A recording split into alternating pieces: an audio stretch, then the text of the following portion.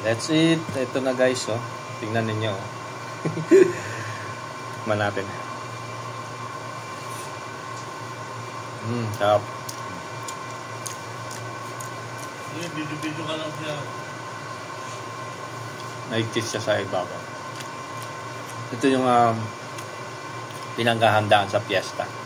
Pwede rin pang business to guys. Tingnan nyo. Lambot. Ang sarap. Pag natikiman na inyong mga babies, mga friends, family ninyo, so, sure na magugustuhan nila ito.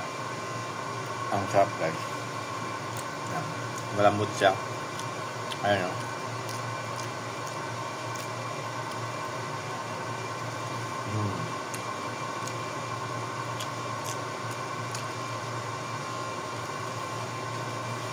Bismillah. Kaya na tayo. Magkano po to, sir? Magkano po isang 5 real isang ano? Tara. Hey! Meron ng 5 real. Ito. Yan po talaga. Maliit lang. 2 real lang yan.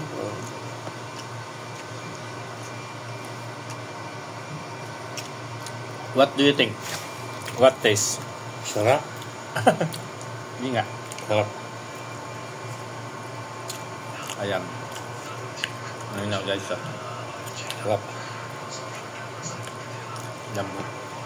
Nakatulong nga yung cheddar, no? Sarap guys. Mas masarap to kapag malamig. Hindi siya masyadong matamis. Ayan. Tama lang ang tamis.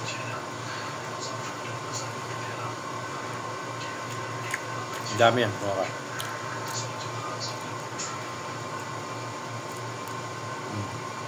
Linamnam niya guys. Kasi nga, lagyan ko siya ng butter. Tsaka may cheese siya sa ibabaw. Sarap na. Sarap. Sarap rin. Masarap talaga yan. Okay pa. Masarap ang tuhod. Ano yun? Talaga. Sa tubig dito. Ha? Okay pa. Ang dami yan. Ha? Ginagawa pa niya yung business yan. Sila sa bago ng ganyan eh. Puto. Hindi pwede yun, di ba? Hindi talaga. Mabenta yan. Lalo sa mga estudyante. Ito yung maha, di ba? Oo. Maha Salvador. Bilagyan na yung cheese. Sarap.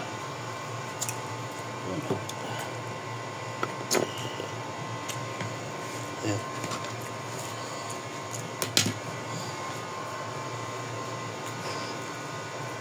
Pang ano yan, pang mentahan. Pang mentahan.